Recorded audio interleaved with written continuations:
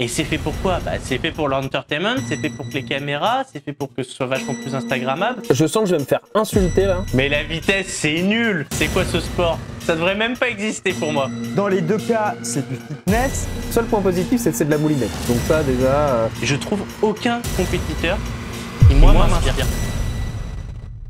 Bonjour à tous et bienvenue dans Entre Grimpeurs, le podcast escalade le plus solide du game, le plus réel du game, le plus moustachu du game, le plus traction à un bras du game. Ici on parle et on débat de la grimpe dans toutes ses formes jusqu'au plus controversé. Les épisodes sont enregistrés en live le lundi à 18h, donc si vous souhaitez participer à l'émission, tous les liens sont dans la description. Bon épisode. Et bah bienvenue du coup sur le podcast Entre Grimpeurs. Aujourd'hui je suis accompagné de Style Alpin et de Papel et on va parler de compétition, de JO et de la nouvelle élection de Marco Scolaris qui est à la tête de l'IFSC. Comment vous allez les gars? Ouais, bah écoute, nickel. Un bon début de semaine. Moi, j'adore le lundi, donc tout va bien.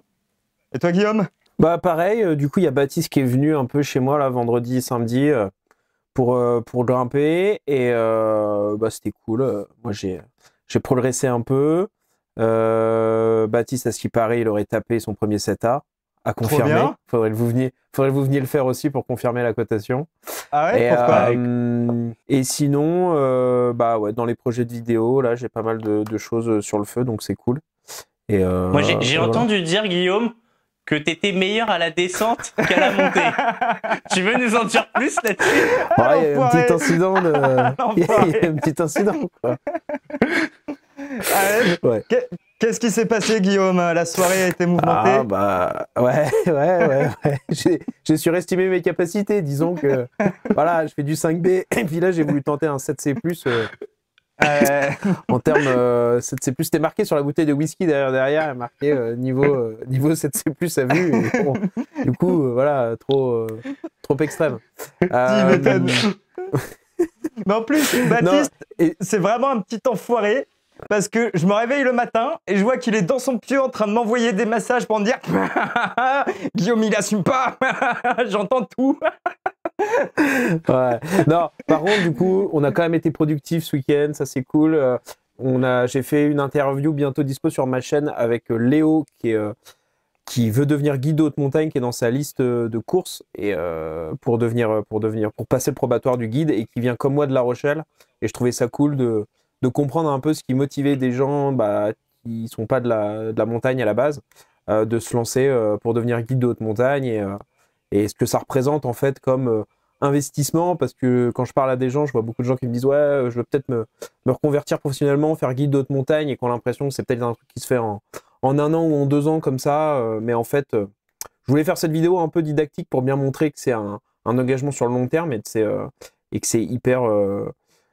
ça demande beaucoup de sacrifices et beaucoup de temps en fait. Donc voilà, stylé. ça sera bientôt dispo sur la chaîne, mais je pense que c'est intéressant pour bien comprendre ce qu'il y a derrière le métier de guide, qui fait rêver beaucoup, mais en vrai, c'est hyper difficile, quoi. Du coup à retrouver sur la chaîne de Style Alpin pour ceux que ça intéresse. Et toi Papel, du coup ton actualité avant qu'on lance un peu le vif du sujet, les débats et la discussion autour du podcast d'aujourd'hui? Ouais, bah moi, le gros truc de la semaine dernière, c'était vraiment la sortie de ma formation qui amène donc les grimpeurs qui débutent jusqu'au 6A, 6B.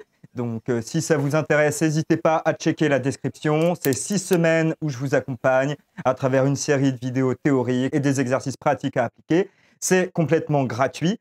Et je suis trop content parce que je ne savais pas exactement combien j'allais prendre de personnes dedans. Je m'étais dit peut-être, allez, 20, 30, allez, peut-être 50 maximum. Là, il y a déjà plus de 200 personnes à l'intérieur. Donc, ça fait chaud au Ah cœur. ouais, Ouais, j'ai des trop bien. je commence à avoir des super retours. Et d'ailleurs, j'en profite aussi pour dire que du coup, vu que j'avais autant de gens qui rentraient, j'ai envoyé un mail à tout le monde avec une newsletter. Et j'ai vraiment reçu des mails très touchants.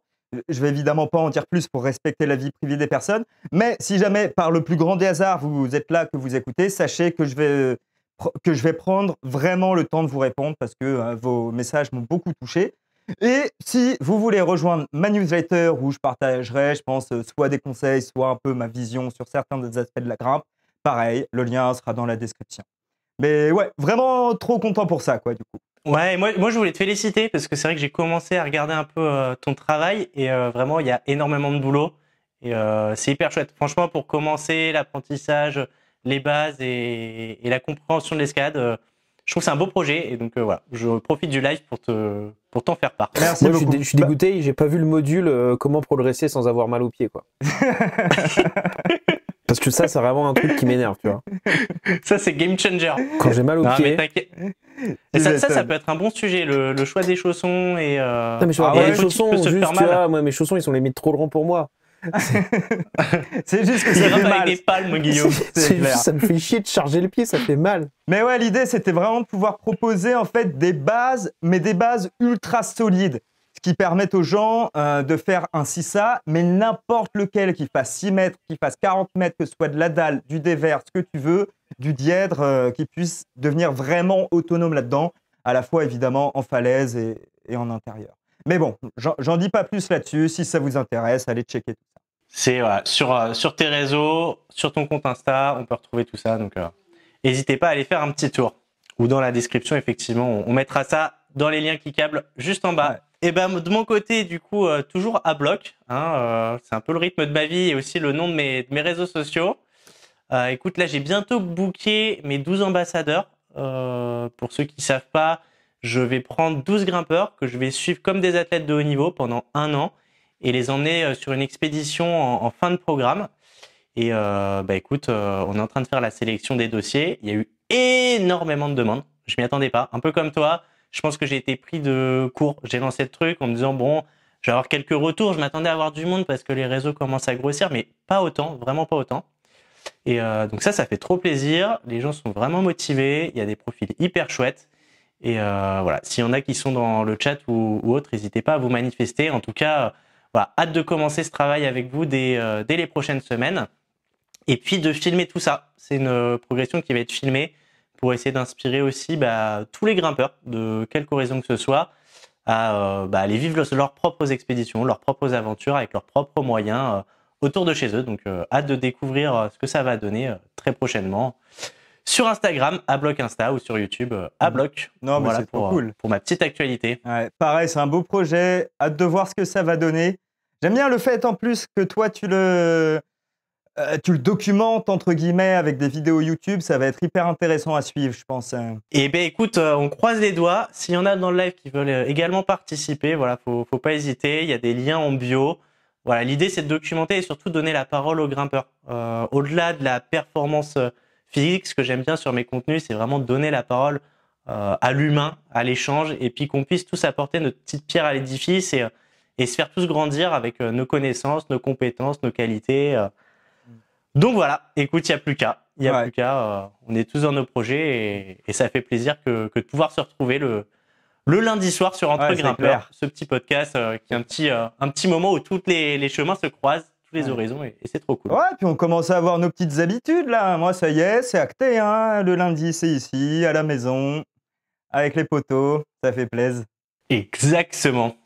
Bon, je vous propose qu'on rentre un peu dans le vif du sujet. Et écoutez, aujourd'hui, l'idée c'était de parler du coup de sport et plus largement de compétition et notamment de l'escalade aux Jeux Olympiques. Je ne sais pas si vous voulez commencer sur vos rubriques ou pas, Guillaume. Est-ce que tu veux peut-être commencer par introduire le sujet ? Ouais, l'idée c'était déjà de parler du changement de format de l'escalade aux Jeux Olympiques, mais de revenir un peu globalement sur l'escalade, l'historique de l'escalade en compétition. Parce que c'est vrai que dans les années 80, quand les premières compétitions d'escalade, finalement, l'escalade en compétition, c'est assez récent. Et en France, il y a eu un événement assez connu qui s'appelle le Manifeste des 19. Donc, c'est 19 grimpeurs de très haut niveau de cette époque-là, qui étaient parmi les meilleurs falaisistes français, qui ont signé un manifeste pour refuser un petit peu que l'escalade devienne un sport de compétition, un sport avec des classements, etc. Mais où finalement, la grande majorité de ces 19, même quelques mois seulement après avoir signé ce manifeste, sont allés faire de la compétition. Donc il y avait un peu d'argent en jeu, non ? Ouais, et puis, donc il a été signé en 1985.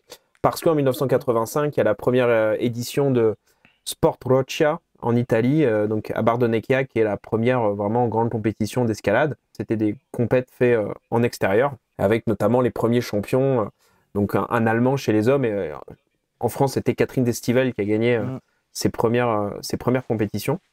Déjà, est-ce que vous avez des avis un peu sur ce manifeste des 19 ? Est-ce que avoir voulu préserver l'âme de l'escalade en refusant toute compétition ? À noter que par exemple Patrick Edlinger, qui était vraiment un chef de file en France à cette époque-là, ne l'a pas signé. Et il y a seul Patrick Béraud et Jean-Claude Droyer, entre autres, il y en a 4 je crois, qui l'ont signé et n'ont pas fait de compétition après. Mais vous, qu'est-ce que vous pensez de ça, déjà du manifeste des 19 à l'origine, dans les années 80 ? Bah, c'est un peu ce que j'allais dire. Edlinger, tu vois, qui était du coup vraiment la figure en termes d'escalade la plus connue en France à l'époque. Forcément, si elle était la plus connue, c'est celle qui avait d'une part les sponsors, c'est celle à qui on demandait de jouer dans les films, c'est celle qui avait le plus de notoriété. Et qu'on le veuille ou non, ça amenait un peu une sorte de jalousie envers lui. On disait, oui, bon, ok, c'est Patrick, mais il est peut-être pas si fort que ça non plus. Il y en a d'autres qui sont plus forts que lui. Et en réponse à ça, ce qu'Edlinger disait, c'était, bah, ok, les mecs, vous pensez que je suis pas le meilleur, on fait des compètes et on va voir qui est le meilleur, tout simplement. Et forcément, c'est beaucoup plus facile d'aller critiquer des gens si tu veux pas te mettre en confrontation avec eux. Après, il n'y a pas que ça. Béraud et Edlinger étaient très, très, très, très amis.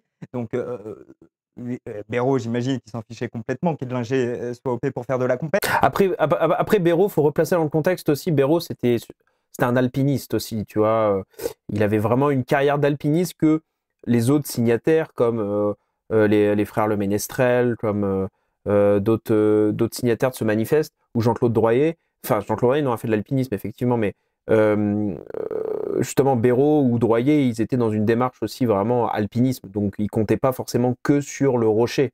Donc il y avait ça aussi peut-être. Ils n'avaient pas besoin forcément de la compétition pour exister, du point de vue que voilà, ils avaient aussi des grandes réalisations plutôt en alpinisme. Et puis je pense que la confrontation directe a fait peur d'une première partie. Effectivement, là t'as pas le choix, faut être bon à un instant T, à un moment donné, et voilà, c'est la voie pour la même. Après, la question que je me pose, c'est est-ce que à cette époque, ils avaient déjà réfléchi aux conséquences que pouvait amener la compétition? Et on l'a vu, et c'est ce qui a créé beaucoup de polémiques au début de la compétition en escalade, c'est que ils sont arrivés, ils ont déforesté certains secteurs de forêt, ils ont cassé des prises sur la roche, ils en ont cicaté d'autres pour créer des voies de compétition, et du coup, ils dénaturaient complètement certains sites pour avoir la capacité d'accueil de public, des grimpeurs. Donc je ne sais pas si ce manifeste, il avait un intérêt aussi à dire, bah nous on veut pas faire de la compète parce qu'on voit les dérives qu'il va y avoir.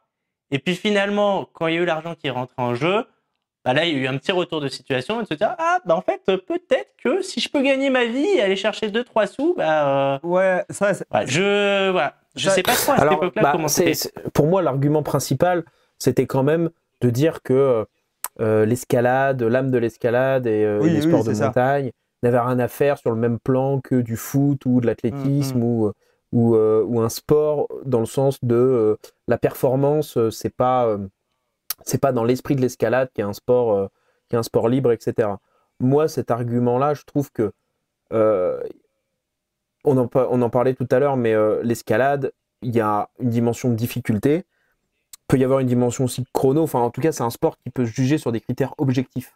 On n'est pas comme dans d'autres sports alternatifs qui peuvent être comme le surf ou des sports où ça va être un peu la note artistique qui va être jugée. Et donc, il y a l'appréciation de juge où là, ça peut porter effectivement, on dit, bah oui, mais toi, tu as jugé telle vague ou tu as jugé en ski extrême aussi, tu vois, en ski freeride, tu vas juger telle ligne selon des critères. Bon, ça peut prêter le flanc.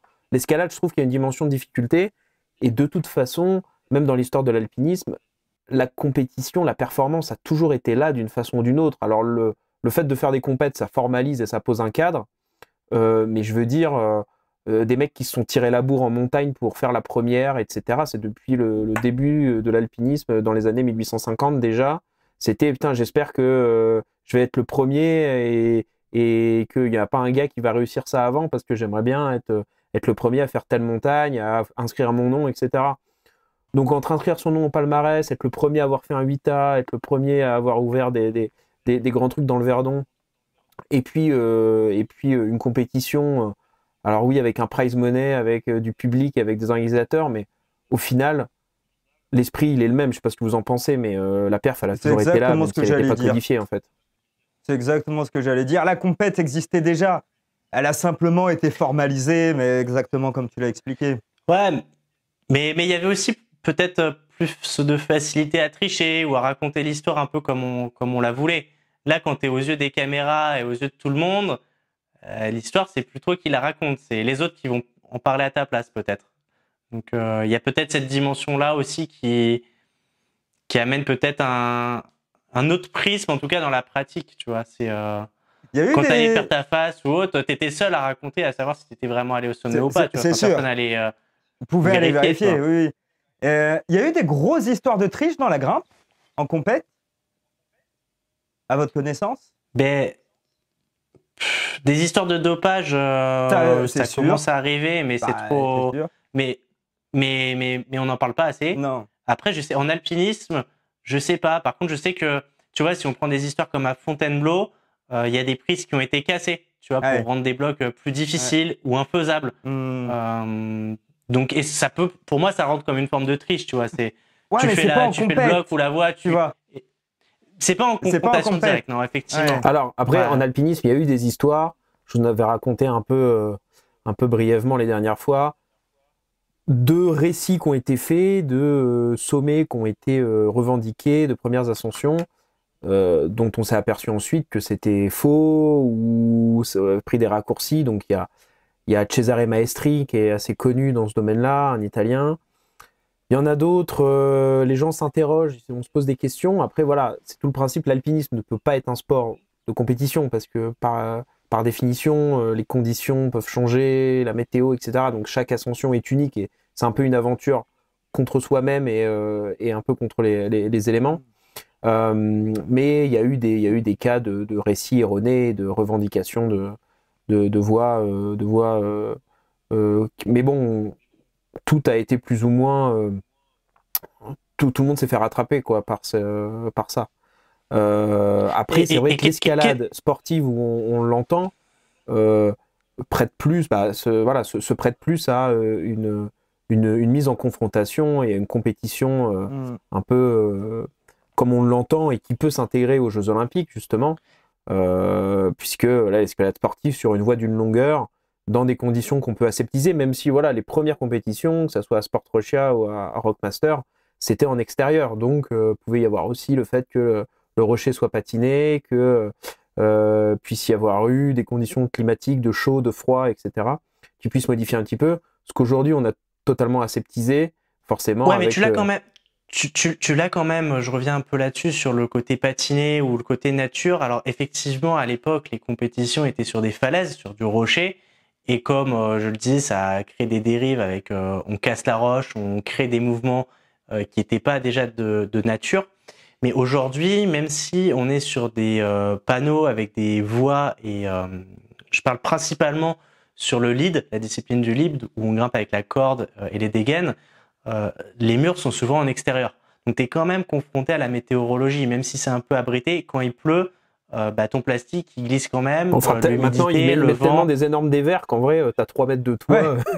C'est clair. Ouais, c'est pas idéal, quand même. Non, mais bien évidemment. Mais quand même, l'aspect météo, tu vois, quand tu attends dans le froid pendant 1 heure ou 2 heures ou plus à l'isolement, tu vois, t'es pas comme en salle de bloc où tu peux être plus au chaud, et encore que des fois, on voit pas forcément les backstage. C'est vrai que ça fait très bien à l'image. Et quand tu es derrière, y a rien. Hein. C'est vraiment des fois, tu es dehors, dans le froid, dans les courants d'air. Mais pour revenir un peu, avant qu'on reparle un peu d'escalade, peut-être au JO, et justement de cette modernisation et de cet engouement pour la compétition et qui a été un peu plus normé et où les règles ont pas mal changé là, ces derniers mois, je voulais revenir sur le fait que tu parles d'Alpi, où tu dis que ça peut pas y avoir de compétition. Mais là, aujourd'hui, Je m'y connais pas suffisamment, mais il y a du ski alpinisme donc, qui arrive aussi sur le truc. Pour Ouais. l'escalade de glace. Alors justement, ça c'est un bon point parce que justement, ouais. le ski alpinisme, d'ailleurs j'ai pris mes tickets pour les JO de 2026 à Milan-Cortina, justement pour le ski alpinisme, puisque c'est une discipline qui est pas olympique mais qui arrivera au programme des Jeux olympiques sur les JO de l'hiver prochain, donc en Italie. Et c'est vrai que le ski alpinisme, c'est par définition un sport vraiment outdoor. Donc pour ceux qui connaissent pas, en fait, c'est le ski de rando qui s'est beaucoup démocratisé avec le Covid. Donc c'est le fait d'avoir des pots sous les skis et de monter avec ces skis et de redescendre, donc ce qui permet d'aller faire du ski un peu plus nature en dehors des stations. En fait, dès les années 80, ça avait commencé à être un sport. Et donc ce sport consiste à franchir des grands dénivelés avec les skis. Donc vraiment avec des skis très très fins, très très légers, avec de l'équipement vraiment minimaliste. Et ensuite de redescendre le plus vite possible. Et donc ça se court soit en individuel, soit par équipe de 2. Et il y a des passages aussi en cordée, il faut évoluer sur des arêtes, etc. Mais il faut faire en fait un parcours de ski de montagne le plus vite possible. Et bon, pour s'adapter au format compétition, en tout cas format compétition Coupe du Monde, notamment les disciplines des sprints, etc., on a un peu aseptisé et donc on voit des courses de ski alpinisme dans des stations où on a construit des obstacles avec des marches pour forcer les skieurs à enlever les skis, les mettre sur le sac, gravir des marches à pied, parce qu'ils sont jugés aussi sur la vitesse à laquelle ils peuvent enlever leurs skis, remettre leurs skis, changer de matériel, etc. Mais c'est vrai que forcément, tu perds ce côté montagne et nature. Et là, bon, la fédération internationale a un peu poussé dans ce sens-là, on pense en vue des JO pour rendre le sport vraiment JO compatible et en gros stade compatible, quoi. Que ça soit faisable sur un espace qui peut être visible par des gens, un peu comme du biathlon, tu vois. Et là, dernièrement, il y a un petit événement qui a secoué, il y a le monde du ski alpinisme, il y a William Bombardier, qui est un des plus grands champions français de ce sport, qui a fait un boycott d'une course justement organisée dans des conditions un peu aseptisées, en ayant évité pas mal de passages montagne technique, justement en vue des JO. Et lui, il a dit non, ça c'est pas mon sport. Donc bon, il y a ce type de sport aussi qui est un sport chronométré, qui peut se juger sur des critères objectifs, mais qui vient quand même d'un ADN très outdoor. Et son arrivée aux JO pose aussi des questions. Alors là, c'est particulier parce que c'est vraiment l'inscription au programme olympique qui semble avoir quand même accéléré l'aseptisation, alors que bon, l'escalade, entre 1985 et 2020, son induction aux Jeux Olympiques, il y a eu quand même un peu de temps qui s'est passé. Mais je trouve que le parallèle avec le ski alpinisme peut être intéressant de ce point de vue-là, parce que autant l'escalade sportive, comme je le dis, voilà, une voie d'une longueur, on peut rendre la chose quand même facilement stade compatible, on est d'accord, hein. À l'époque de Sport Rochia, tu mettais 300 personnes devant la falaise, c'est pareil, hein. Alors que là, le ski alpinisme, vu qu'il y a une dimension de circuit, de parcours, un peu d'itinérance en montagne, là, ça soulève effectivement des questions d'aseptisation d'une pratique qui est vraiment, pour le coup, outdoor, quoi. Ouais, mais tu vois, en escalade, est-ce que la vitesse, ça n'a pas été ça aussi? Ça a été rendre aseptisé, ou en tout cas rendre accessible l'escalade très vite, de manière compréhensible pour le grand public et les personnes qui n'y connaissent rien. Tu mets dans un stade un panneau où les mecs, en 15 mètres, ils te mettent moins de 5 secondes à grimper tout en haut. Ouais, c'est pas ça l'escalade. Là, je suis assez d'accord avec toi. L'escalade, comme on la pratique là-dessus, nous. ouais. Je ne sais pas s'il y a vraiment des gens qui, de manière totalement amatrice, font de l'escalade de vitesse. Moi, j'ai l'impression que c'est vraiment que les compétiteurs qui font ça. Vous connaissez vraiment un mec qui fait de l'escalade de vitesse pour le kiff? Alors, comme nous, là où j'ai halluciné, déjà, il faut les infrastructures. C'est-à-dire que va trouver un mur spécifique avec de vitesse. Aucune salle privée te fera ça. Ou alors, il faut qu'ils aient énormément de place pour avoir le métrage linéaire de se dire je vais perdre de l'argent là-dessus.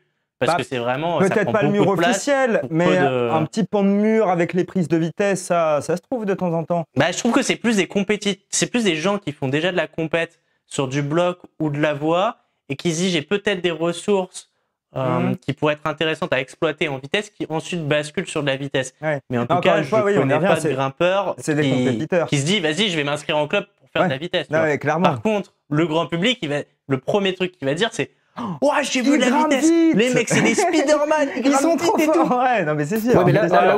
là où j'ai halluciné, tu vois, c'est quand j'ai appris qu'en fait le mur de vitesse c'était le même tout le temps.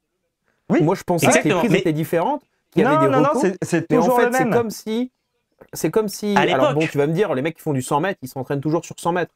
Mais c'est vrai quand même l'ADN de l'escalade, et c'est pour ça que je trouve que la difficulté ou le bloc ne dénature pas l'âme de l'escalade, puisque les ouvertures sont tout le temps différentes, et donc le travail d'un grimpeur, c'est d'étudier la voie, de comprendre comment il va passer, de savoir dans son arsenal technique comment lui va le passer d'une certaine façon, et peut-être un autre qui est plus grand ou plus petit, ou plus avec des points forts différents va le passer. Mais ça n'a pas toujours été comme ça. Ça n'a pas toujours été comme ça. En fait, initialement, il y avait quand même des affrontements sur des voies de vitesse, mais ces voies de vitesse changeaient. C'est-à-dire que d'une compétition à l'autre, d'un site à l'autre, la voie était toujours changeante. Toujours un peu sur le même degré d'intensité et de cotation, mais les grimpeurs devaient se réadapter. Et du coup, trouver des séquences de mouvement, trouver leur grimpe pour aller vite. La problématique, c'est qu'à un moment, si on fait de la compétition, il faut établir un classement. Et il faut établir des records. Et comment tu peux établir un record si ton mur, il change tout le temps? C'est-à-dire que en permanence, du coup, tu vas mettre plus ou moins de temps. Et en fait, ils ont commencé à normer et à stabiliser un mur de vitesse pour ça, pour se dire, on va pouvoir établir des records, établir un mur qui ne change jamais et sur lequel, comme un 100 mètres, on va pouvoir se faire affronter des athlètes et 10, 15, 20 ans plus tard, ce sera le même mur, Ouais, donc on pourra avoir un suivi. mais du coup, pour moi, d'un Mais point de vue c'était pas le cas à escalade, l'époque. d'un point de vue escalade, du coup, pour moi, ça n'a plus aucun intérêt si c'est le même mur. Parce que le mec, en fait, il s'entraîne que à ça, sur le même mur. Et pour moi, l'ADN de la grimpe qui vient de chercher sa voie et essayer d'avoir les meilleures capacités en fonction de ce que t'offre l'ouverture, si tu t'entraînes sur toujours un même truc, oui, t'es un coureur de 100 mètres, mais pour moi, c'est plus de la grimpe. Tu vois, enfin, en tout cas, personnellement, je n'ai aucun intérêt à suivre les formats vitesse, tu vois ce que je veux dire. Mais parce qu'on est des puristes, tu vois. Donc, je pense pas être un puriste, ouais, moi. je pense pas, juste moi non du plus, point hein. de vue performance Ouais. sportive, tu vois. Mais je pense que c'est un peu la même diff que tu as par exemple entre musculation et crossfit. Dans les deux cas, c'est du fitness, mais ça n'a rien à voir. Et les mecs du crossfit, en général, ils n'aiment pas ceux de la muscu. Et les mecs de la muscu, ils vont pas aimer ceux du crossfit. Et ils vont pas aimer tous les deux les power qui soulèvent juste des charges très très lourdes. Et ils vont pas aimer les mecs de la calisthénie, du street workout qui font des pirouettes partout sur des barres. Voilà, c'est une grande famille, la grimpe, et parmi ça, tu as tout un tas de Non, mais ce que je veux dire, c'est que moi, un 100 mètres, un mec qui s'entraîne pendant 15 ans sur un 100 mètres pour gagner à chaque fois un demi-centième et tout, c'est hyper louable et c'est une performance sportive de ouf. Simplement, c'est vrai que dans l'ADN de l'escalade, autant la discipline de difficulté et de bloc, pour moi, garde cet aspect que tu peux retrouver en falaise, c'est-à-dire que tu arrives devant une voie, t'as pas le mode d'emploi. Et puis, du bas, tu essayes de comprendre un peu comment tu vas passer et tu donnes ton meilleur pour te sortir la voie, mais tu n'auras jamais la même et les ouvertures sont tout le temps différentes. Alors, ouais, c'est une partie d'échec. Alors que, voilà, c'est ça qui fait pour moi l'attrait et la performance d'un grimpeur. Ouais, alors que de la vitesse, en fait c'est un 100 mètres vertical. Mais donc, voilà, pour moi, il n'y a plus vraiment de dimension escalade au sens où on l'entend. Mais je suis pas entièrement d'accord avec toi dans le sens où fondamentalement la grimpe c'est partir du bas, arriver en haut d'un truc. Et ok, c'est vrai, ils l'apprennent par cœur, ils font tout pour maximiser chaque micro-mouvement, chaque micro-placement. Mais est-ce que quelqu'un qui essaye pas de faire une voie à son niveau max, il fait pas la même chose finalement? Où chaque détail de chaque prise, il la connaît absolument par cœur, il va aller tout optimiser. Et pareil, il a plus à lire, plus à réfléchir, tellement il la connaît. Je dis pas que c'est pareil. Oui, mais ce que je veux dire, c'est que le mec qui travaille sa voie, une fois qu'il l'a sorti, il va passer à autre chose. C'est le principe du projet. Oui, c'est vrai. Oui, tu vois ce que je veux dire, c'est de baser une compétition. C'est comme pour moi, en tout cas, mais après je sais que la vie peut être controversée, mais moi je suis beaucoup le ski alpin. C'est comme si tu disais aux mecs en ski alpin, vous allez tout le temps faire le même slalom, les mêmes portes au même endroit. Voilà, le mec il l'apprend par cœur. Mais tu vois, moi, j'aurais plus du tout d'envie de regarder du ski alpin, la Coupe du Monde de slalom, alors je la regarde tous les dimanches en hiver, si je sais que les mecs ont appris juste un tracé par cœur, qui est tracé exactement, et donc ce qui peut changer, c'est juste la qualité de la neige, etc. Ce qui est intéressant pour moi dans ces sportifs-là, c'est qu'ils ont la capacité physique de faire ça, mais ils ont aussi la capacité mentale, intellectuelle, psychologique de réfléchir, de dire putain, il faut que je passe comme ça, parce que là, ce mouvement, en fonction de mes points forts et de mes points faibles, il faut que j'adopte cette stratégie. Et je trouve que la dimension de stratégie est très importante dans la verticalité, en alpinisme, en escalade. Et l'escalade de vitesse avec ce même mur qui est tout le temps, pour moi, enlève complètement cette notion de stratégie qui est pourtant indissociable pour moi des sports, notamment aux Jeux Olympiques. Mais tu vois, pour parler de stratégie, je trouve que les Jeux Olympiques, il y a eu une problématique aussi qui a été induite par ces formats qui ont été mis en place pour mettre en avant l'escalade aux Jeux Olympiques. Et ça s'est vu en plusieurs étapes.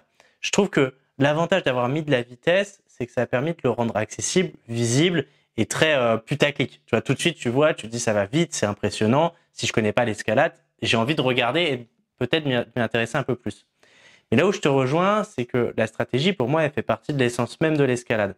Et si on reprend un peu la genèse avec l'apparition de l'escalade en compétition et plus largement aux Jeux Olympiques, qui aujourd'hui l'a médiatisé et crée cette nouvelle vague de grimpeurs, si tu regardes Tokyo, on s'est retrouvé avec un combiné, parce qu'on pouvait décerner avec le CIO qu'une seule médaille. Et donc, du coup, les spécialistes avaient pas forcément leur chance. Il fallait être polyvalent. Et ça n'avait pas de sens. C'est-à-dire que faire de la vitesse, ça n'a pas du tout les mêmes ressources que quelqu'un qui va faire du bloc ou de la diff, et où là, il faudra avoir un effort beaucoup plus stratégique, ou en tout cas, pas forcément stratégique, mais d'adaptation. Parce qu'il y a une stratégie quand même en vitesse, de gérer tes efforts, de gérer tes runs face à l'adversaire. Je dénigre pas du tout les grimpeurs de vitesse, qui sont des monstres physiques et des super bons grimpeurs. Simplement, moi, ce qui m'attire dans le sport, c'est aussi la dimension stratégique, tactique et la dimension intellectuelle des grands champions. Et je trouve que dans l'escalade où c'était prédominant, la vitesse telle qu'elle est pratiquée aujourd'hui enlève cette composante et je trouve ça un peu dommage. Moi, j'aimerais trop voir Guillaume sur un mur de vitesse. Ah ouais, j'en serais incapable. Non, mais encore une fois, je ne dénigre pas les gens qui en font, c'est pas l'idée du tout. C'est... Moi, Guillaume Guémas, 6 minutes 14. Le voir en bas, essayer d'analyser. Ah ouais, aucune analyse. Non, le seul point positif, c'est que c'est de la moulinette. Donc ça, déjà, je serais pas là à dire sec. Mais tu peux pas, il n'y a pas de sec, c'est un auto-enrouleur. Ouais, mais je sais, c'est pour ça. J'aurais pas besoin de gueuler sec 50 000 fois. Mais après, en vrai... Non, mais... Moi, j'ai testé une fois avec mon meilleur pote et mon petit frère. Franchement, se mettre des challenges débiles, d'aller grimper le plus vite possible. En vrai, j'arrive pas à faire ça tous les week-ends non plus, mais c'est fun.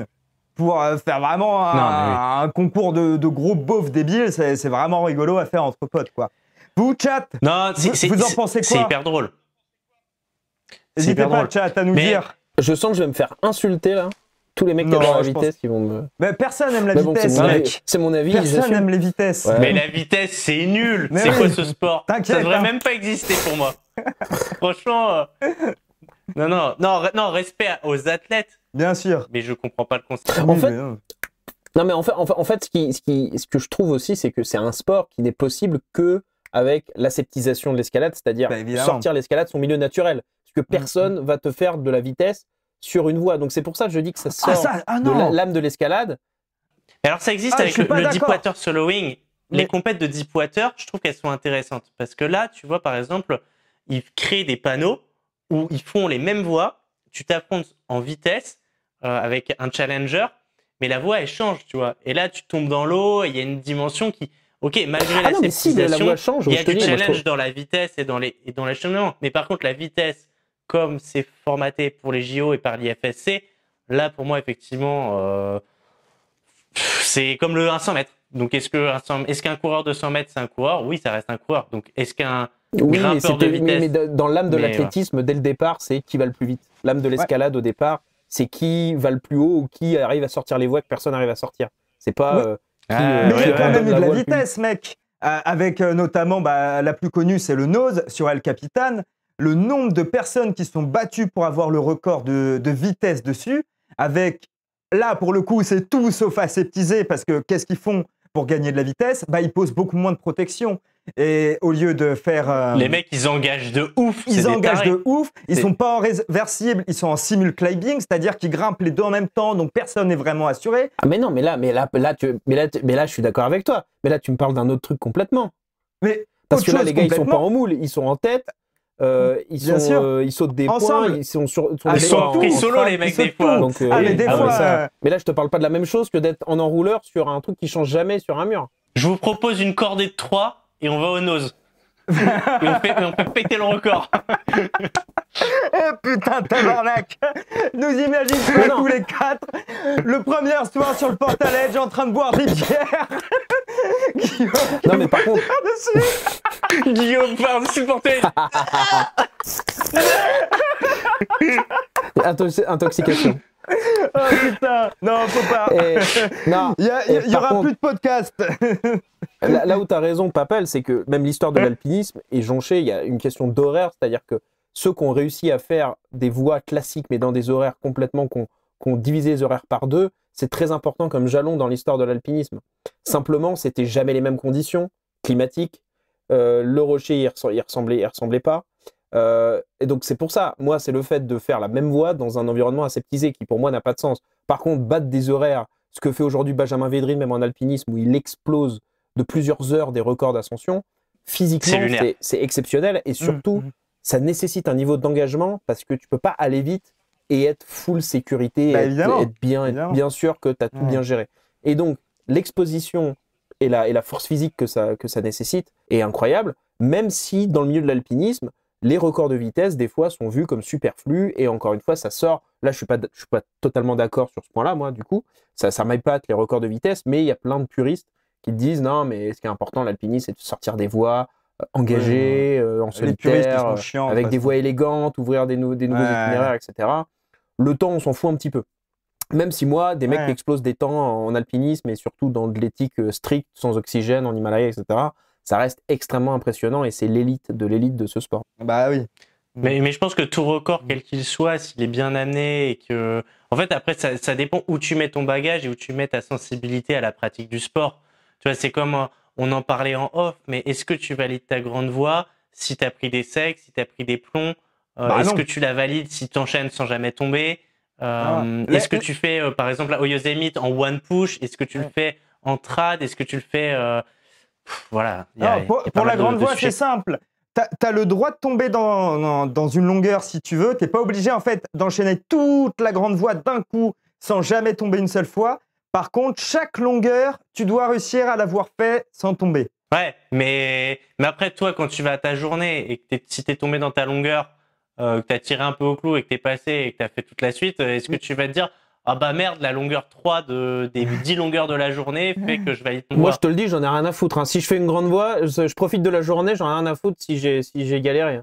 Nous, je pense pas du tout qu'on soit dans des objectifs de perf en grande voie, absolument pas. On y va presque comme on irait faire de la Via Ferrata, histoire de kiffer, d'être dans l'environnement, de passer un bon moment avec des potes. On en a absolument rien à faire. Mais pour les puristes, justement, chaque longueur doit être enchaînée. Et j'ai un trou aussi, par contre, est-ce que chaque longueur doit être fait en tête? Ça, je sais pas. Ou si c'est OK de le faire en réversible. Bah, je pense qu'il faut le faire en tête, sinon ça aurait pas de sens. Bah, ouais, mais c'est pareil, si tu vas avec un pote et que tu veux te partager la tête. Je pense que la grande voie, c'est plus pour kiffer. Et honnêtement, si le soir, tu penses que tu as mérité ta bière, je pense que tu l'as faite, ta grande voie. Pas besoin de se faire chier à savoir si quoi qu'il arrive, il y aura une bière à la fin. Enfin, faut tout remettre à l'alcool. Mais qu'une seule pour moi, je suis encore en... je suis encore en rédemption. Ah là là. Est-ce que ça vous intéresse, chat, ou les auditeurs qui nous écoutent en replay, un épisode grimpe et alcool? Est-ce que ça fait bon ménage? Est-ce qu'on doit en parler, faire un épisode dédié dessus? Nos meilleurs conseils pour allier les deux. Voilà. Lâchez-nous vos meilleurs commentaires. On fait des reviews de glacières, les meilleures glacières pour mettre en bas de la falaise. Ouais. Mais à propos de glacières, c'est rigolo parce que chez moi à La Réunion, tu as un spot qui s'appelle Sillaos, qui est dans les Hauts, qui est un des spots vraiment majeurs de l'île pour aller grimper, où tu as de très très belles voies qui vont justement assez haut. Tu as de la grande voie notamment. Et en fait, en bas du spot, au niveau de l'endroit de bivouac, tu as une petite rivière qui coule. Et vu que tu es dans les hauts, l'eau est très fraîche. Et quand il y a un panel de grimpeurs qui se retrouvent ici, c'est rigolo parce que la rivière est remplie de canettes de bière, de bouteilles de rhum. T'en as absolument partout pour que ça reste. Les poissons, ils arrivent plus à naviguer. Je sais pas, il doit pas y avoir beaucoup. Est-ce que c'est la mare où t'as François Daen qui s'était, tu sais, t'avais une photo la dernière diagonale où François Daen il s'étale dans l'étang comme ça parce qu'il a trop chaud. C'est là, non? Je sais pas, il y en a quelques-unes des mares hein, à La Réunion. Je sais pas, moi je pensais que tu les connaissais toutes. Hein. Vu que tu vas chercher de l'eau toutes les 5 minutes, je pensais que les points d'eau, tu les connaissais un peu. Non, mais après, ça bouge avec les cyclones, il y en a qui se créent, il y en a qui disparaissent. Putain, je pense que dans une vie antérieure, il était, tu sais, chef de caravane de chameaux là, dans le Sahara. Et il connaissait tous les putains de points d'eau, quoi. Avec son bâton, là. C'est clair. Trop important. C'est un sourcier, tu le vois, avec son petit bâton. C'est vrai qu'il est une dégaine de sourcier, c'est sûr. C'est con, j'ai pas mon bâton là avec moi, je vous aurais montré. Mais ouais, non, bon, en tout cas, la sceptisation, les records, on est dans une ère aussi de records et de performance. Hein. Donc la compète amène aussi ça de plus en plus à chercher de la performance. On le voit d'ailleurs, pour revenir un peu sur le nouveau classement, il y a les compètes là, qui arrivent et qui reprennent. À la sortie du live du replay, sera au moment. Ce live, quand il sortira, ce sera le moment de la première compète. Et tu vois, ils ont changé aussi le système de points. Avant, on valorisait vachement plus, tu vois, les tops. Et on parlait pas forcément de quantification de points de performance. Mais voilà, est-ce que tu as fait 4 blocs? Est-ce que tu en as fait 3? Est-ce que tu as mis 2 essais? Tu vois, en parlant de points, en parlant de temps, là, par exemple, en bloc, aujourd'hui, si tu réussis ton bloc flash, ça va être 25 points. Ça va être 24 points, 8 si tu le réussis du deuxième run, ainsi de suite. On a besoin de quantifier, tu vois, de massifier, je trouve, le résultat, quoi. Alors ça, peut-être que pour le coup, ça dénature. Moi, j'en sais rien. Est-ce que pour vous, est-ce que de moins comptabiliser le top, qui est quand même un peu la base d'aller en haut de la voie, c'est là justement, parce que tu vois, peut-être que le manifeste des 19, il est arrivé un peu trop tôt, où les mecs se sont dit, attends, on freine des cas de fer, alors qu'en fait, ils voulaient juste faire des compètes de diff en falaise, où finalement, l'âme de l'escalade n'était pas trop dénaturée. Est-ce que le manifeste des 19, il n'aurait pas été plus d'actualité aujourd'hui, avec la vitesse sur toujours le même mur, avec le fait de moins valoriser le top et plus les zones? Là, peut-être que là, pour le coup, tu vois, c'était le moment de dire, attends, faudrait peut-être pas trop dénaturer la pratique, quoi. Faudrait demander son avis à société. Ouais, mais en fait, je trouverais ça hyper intéressant d'avoir l'avis justement de ces pionniers de l'escalade qui nous ont fait rêver et qui nous ont tous marqués.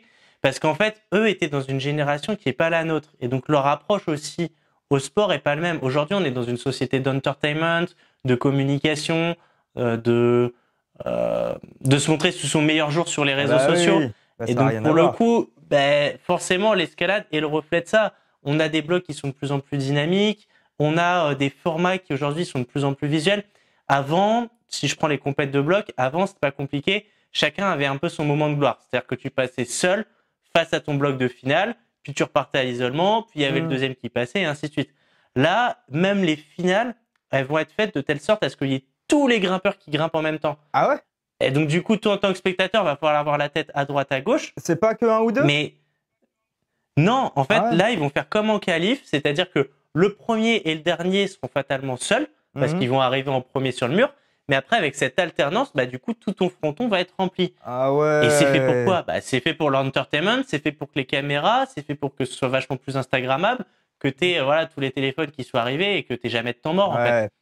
Donc, le manifeste des 19 est certes arrivé peut-être tôt, mais il est arrivé aussi dans une ère où il n'y avait pas tout ça. Et aujourd'hui, je pense que tu dis à un petit jeune, non, tu vas faire ça un peu de manière confidentielle et tout. Peut-être qu'il fera pas d'escalade ou il le fera différemment parce qu'un compétiteur aujourd'hui, il a besoin d'être mis en avant pour les sponsors. Ouais. D'ailleurs, je rebondis juste, on a un commentaire, on va quand même y répondre. Merci les gars pour ce live, je me lance dans l'escalade et je deviens plus que fan. Simul No. Désolé si j'ai écorché ton pseudo. Trop cool, hein. Tu verras, c'est une discipline incroyable avec beaucoup de débats, beaucoup de petites zones de friction, comme tu le verras, mais tu vas te régaler quoi qu'il en soit. Et on te souhaite une excellente continuation, évidemment, mec. Hein. Et avec toujours de la bienveillance. Car nous sommes chez Entre Grimpeurs. le podcast Inclusif. le plus bienveillant du game. Non, inclusif. Et le plus solide du Tu changes game. l'intro, tu dis le podcast le plus inclusif. Non, et juste pour ramener, parce que avec le ski alpinisme, je pense qu'il y a un autre parallèle à faire, c'est qu'aujourd'hui, tu vas sur une Coupe du Monde de ski alpi, franchement, le nombre de spectateurs, pour voir des mecs, tu vois, faire des allers-retours sur des marches taillées sur le bord d'une piste de ski, moi, je vais aller le voir pour les JO, tu vois, mais bon, c'est les Jeux Olympiques, c'est la première fois que ça sera cool, mais finalement, l'affluence, elle n'est pas extraordinaire. Tu prends un événement comme la Pierre Amenta, donc qui se déroule juste à côté de chez moi, là, dans le Beaufortin, à Arèche-Beaufort, au mois de mars, 4 jours. C'est une course mythique qui se déroule en haute montagne. Il faut avoir des crampons, il faut avoir tout un matériel d'alpinisme parce que tu évolues vraiment en montagne. Et là, c'est blindé de monde. Tu as des mecs qui montent eux-mêmes avec des skis de rando, plus de 1000 mètres de dénivelé pour monter au Grand Mont. Ils ramènent des marmites, ils font une raclette en haut et tout. Enfin, c'est un délire. Ça amène une affluence de fous furieux, de la couverture médiatique en veux-tu, en voilà, parce que ça a gardé ce côté outdoor et que ça fait des photos de malades avec les montagnes en arrière-plan, qu'il y a du monde partout sur les arêtes, c'est impressionnant. Et finalement, le format aseptisé, bah, ça ramène assez peu de monde. Alors, est-ce que vous pensez que si demain l'IFSC dit « Allez, peut-être au début avec un circuit parallèle, mais on relance la compète en site naturel », pour valoriser l'image, parce que tu parles d'image, que voilà, maintenant tout marche avec l'image, bah forcément, que ça soit du ski, alpinisme ou de la grimpe, en milieu naturel, en montagne, avec des belles falaises, etc., ça fait des plus belles images que sur un mur avec des prises roses et marron. Alors à Chamonix, c'est simple, le cadre est sympa, mais je sais plus où c'est, là, à Prague ou chez Adamondra, là, c'est dans une zone industrielle, c'est un peu dégueu, tu vois. Donc qu'est-ce que tu penses s'ils disent demain on lance un nouveau circuit un peu parallèle, grimpe, milieu naturel, avec des voies en falaise? Oh, c'est pas possible. Mais ouais, mais en fait, on serait friand, mais ce serait pas possible dans une ère où l'environnement et l'écologie est au cœur de tous les débats. Aujourd'hui, dans la politique de Marco Scolaris, qui vient d'être réélu, il est président de l'IFSC, donc de l'International Federation of Sports Climbing, depuis 2007. Donc c'est vraiment un ponte. On voulait du renouveau pour l'IFSC avec un nouveau président. Bon, finalement, je pense que le vecteur a été porté sur la sagesse de quelqu'un qui maîtrise l'écosystème et qui a su amener l'escalade aux Jeux Olympiques avec l'IFSC. Mais dans leur politique qu'ils annoncent, ils veulent clairement réduire leurs émissions carbone, tu vois, d'ici à 2028 aux prochains Jeux Olympiques. Je vois mal faire un retour en arrière en se disant, on va aller créer des sites naturels parce qu'il y a tellement d'affluence aujourd'hui sur les compètes que je vois pas où tu pourrais faire un truc sans avoir un impact sur l'environnement et sans dénaturer les SNE, les sites naturels extérieurs. Est-ce que créer des murs, est-ce que créer des prises spéciales pour les compétitions, ça pollue pas autant qu'aller sur un bout de caillou qui existe déjà? Je sais pas, vraiment, je sais pas du tout. Entièrement d'accord avec toi. Après, aujourd'hui... Non, c'est vraiment une question, je sais pas. Ouais. Non, mais je suis entièrement d'accord avec toi. Là où je vais tempérer un peu le discours, mais ce sera à voir dans les années futures, c'est que sur le salon de l'escalade, on voit de plus en plus de fabricants de prises d'escalade qui aujourd'hui utilisent du plastique recyclé, des matières plus saines, et ou même dans la conception et la logistique de transport des prises, on fait quand même vachement plus attention que de prendre des prises qui viennent de l'autre bout du monde et de les faire venir. En tout cas, c'est un sujet qui est au cœur du débat et c'est vrai que, en fait, où est la limite? Ce que je veux dire, c'est à partir du moment où tu crées littéralement des prises, même si ton plastique est recyclé, en quoi ça pollue moins que d'aller sur une falaise où les prises existent déjà de par leur nature? Oui, mais alors, en fait, déjà, il y a quand tu accueilles du public et quand tu accueilles une compétition comme ça, il faut trouver déjà une esplanade où tu peux le faire. Donc déjà, en fait, c'est pas tant la compétition sur le mur qui pose problème, c'est toute la logistique autour, tu vois. Les régies, les points presse, le public.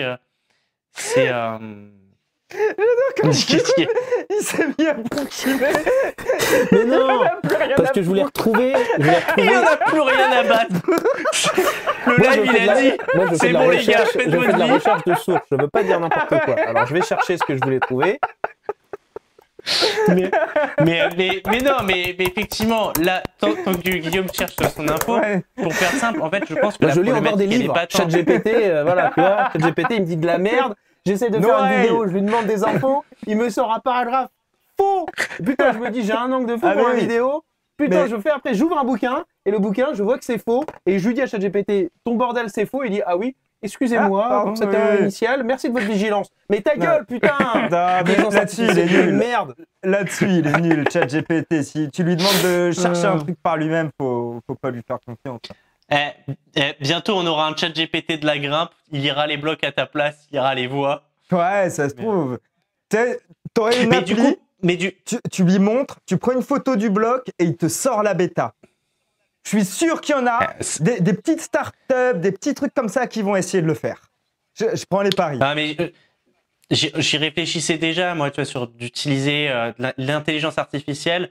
Et d'ailleurs, ça peut être un super sujet sur lequel on pourrait aborder, qui remplacerait les ouvreurs.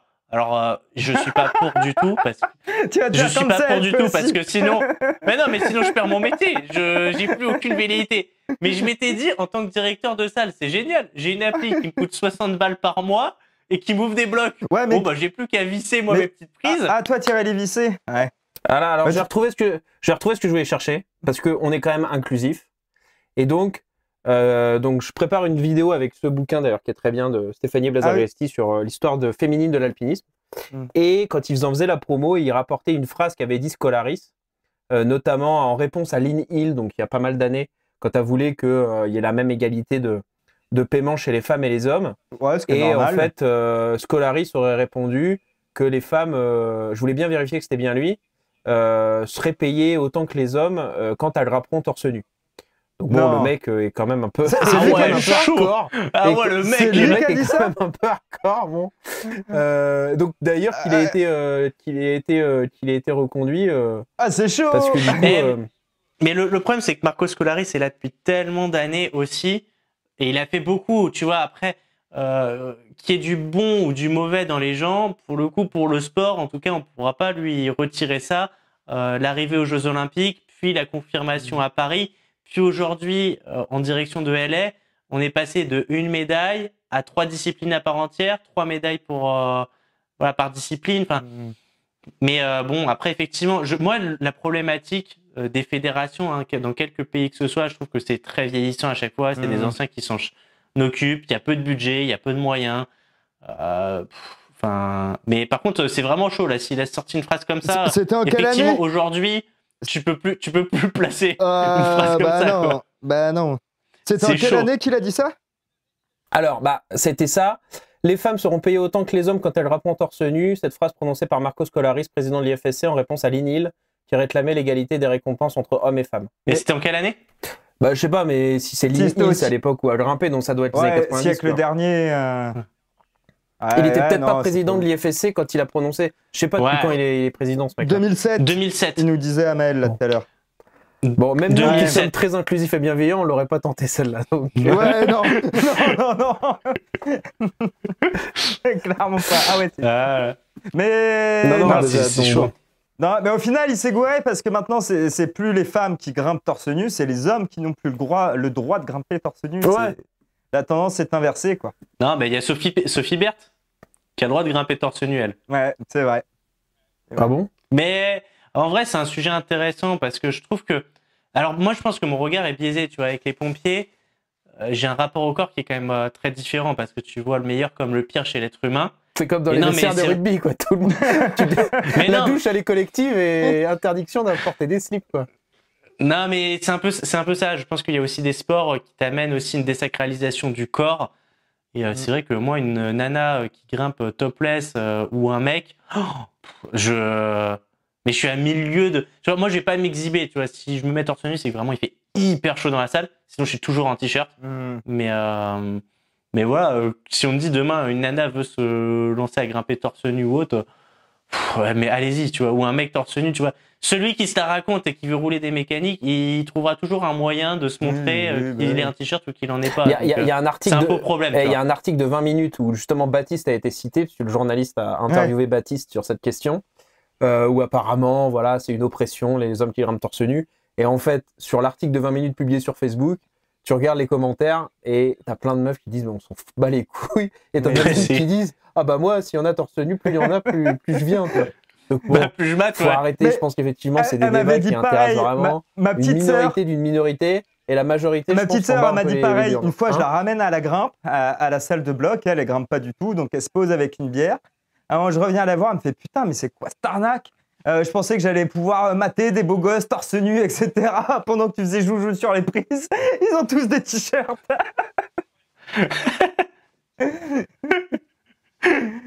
Ah ouais, non, mais c'est. Mais après, bon, Ouais, voilà, ouais, ouais. là, on dérive sur d'autres sujets, mais c'est vrai que des fois, on se crée Ouais. des problématiques là où il n'y en a pas. Et il y en a déjà suffisamment pour pas avoir à s'en Non, rajouter. mais c'est quoi. clair, Franchement, c'est clair, c'est clair. c'est, Non, mais alors attends, dans la compète, pourrait y avoir, tu sais, en beach volley, à un moment, il y avait eu un truc sur la taille des maillots de bain, parce que les sponsors Ah. n'arrivaient plus à mettre leur pub sur les maillots de bain des joueuses, et que les joueuses de beach volley soient en maillot de bain. Est-ce que bon, et ça, je suis sûr qu'en escalade, dans 2 ans, t'as le même truc, parce que les filles seront trop Oui, découvertes oui, ou pas assez bien découvertes. sûr. Ou que Mais bon, donc ça peut arriver pour rester dans le sujet compète. C'est un truc quand même, je pense qu'on n'est pas à l'abri encore. Bah, ça d'avoir m'étonnerait des pas débats qu'à un peu à la moment con ce comme soit ça. la tenue soit uniformisée, qu'ils doivent avoir un maillot, tu vois, comme en foot et je sais même pas comment c'est aujourd'hui. Ça se trouve, ils ont déjà des maillots d'ailleurs. Ils ont leur tenue, tu vois, avec les fédés, où tu es obligé de porter le maillot de la fédé et qui est plus ou moins coupé en fonction de ce que veulent les athlètes. Par contre, c'est sûr que l'IFSC fait de plus en plus attention à ses athlètes, tu vois, en termes d'IMC, d'indice de masse corporelle, de bien-être et de santé. Et c'est des choses qui ont été beaucoup plus revendiquées par les athlètes, c'est d'être vachement plus entendus et écoutés sur certains sujets. C'est dans la politique, c'est dans les projets qu'ils veulent mettre en place là pour les prochaines années, là pour les 4 prochaines années. Mais ça, tu vois, pour moi, c'est beaucoup À plus. voir. Hein. Après, tu vois, les belles paroles sont mais faciles à amener. Je trouve après, que c'est les quand faits même et les gestes, bien c'est si autre on chose, peut quoi. recentrer, tu vois, un petit peu l'attention du public, ou par exemple comme cet article de 20 minutes, sur des choses qui sont beaucoup plus importantes, beaucoup plus graves, comme toutes nos grimpeuses qui ont pu souffrir d'anorexie, en partie sûrement à cause de la grimpe. Ça, c'est des trucs, c'est vraiment problématique. Il faut vraiment qu'il y ait une action peut-être collective et individuelle de chacun pour en parler, pour les accompagner là-dedans.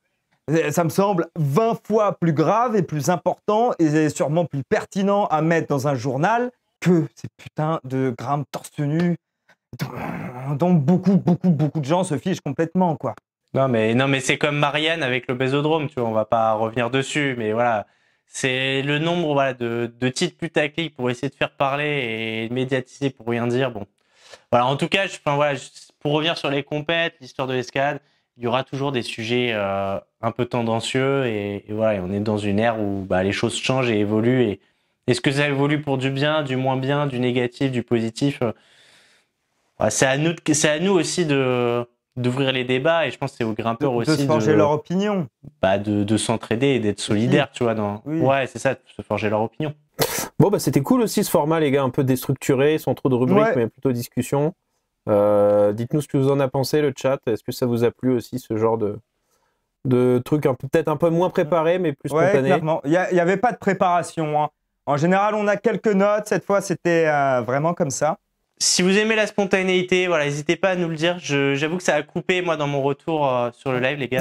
Moi, c'est comme d'habitude. J'ai les 5 premiers commentaires et après, j'ai plus rien. Donc, dites-moi ce qui se dit parce que là, je sais plus ce qui se passe. Cette barbe. Ouais. On me dit, cette barbe de ouf, avec des yeux qui pétillent.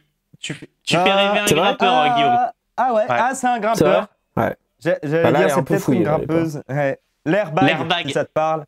Eh ben écoutez, ce que je vous propose, c'est qu'on fasse une petite conclusion et puis après on peut rester en off si vous voulez. Pour conclure, vous avez un compétiteur, une compétitrice préférée comme ça? Sujet intéressant. Moi, j'ai un grimpeur préféré, indéniablement.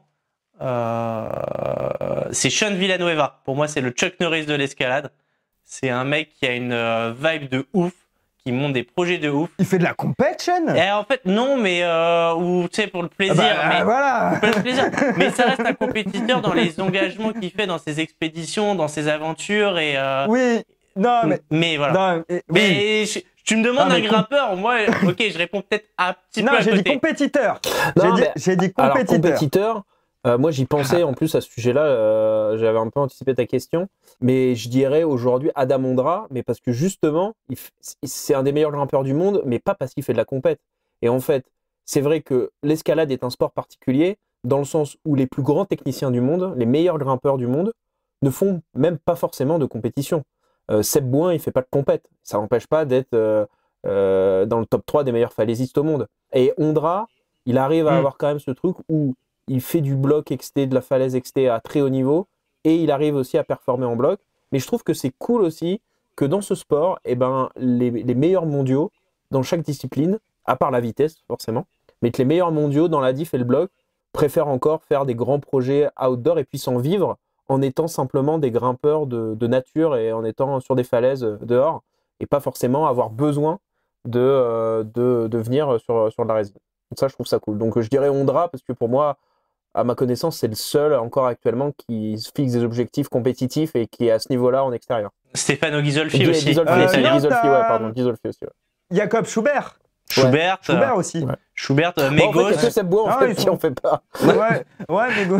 Il y a que Seb Bouin qui reste Non, mais dehors. je dirais ces trois-là pour le niveau qu'ils ont en XT et le fait qu'ils arrivent aussi à concilier compétition et que ça soit pas cloisonné et que je sais pas, dans n'importe quel, je sais pas, tu vois, le meilleur skieur alpin mondial, il est en Coupe du Monde de ski alpin, tu vois. Il est pas en train de faire du géant tout seul pour s'amuser dans son jardin, tu vois ce que je veux dire. Clairement.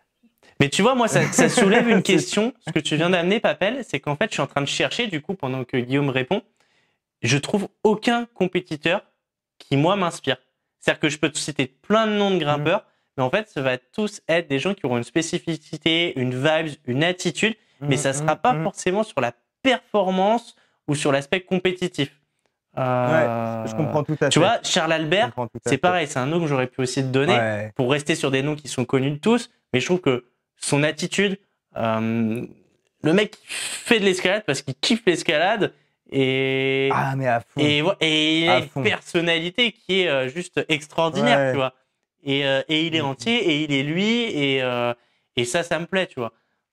Parce qu'après, il y aurait la facilité de te dire, si on va sur les Français, te dire Oriane Berton, Mejdi Schalk, il y en a plein qui sont talentueux, qui sont géniaux, mais c'est pas ceux qui vont avoir ce petit côté, ce petit plus de l'approche de l'escalade qui, moi, me fait vibrer. Et juste pour revenir au truc, parce que moi, j'ai réfléchi, ce qui me semble fou, en fait, surtout, c'est que on parlait de Schubert, Ghisolfi, Ondra, qui sont considérés comme les meilleurs mondiaux en falaise, qu'ils sont, qui ont ouvert les plus grosses cotes.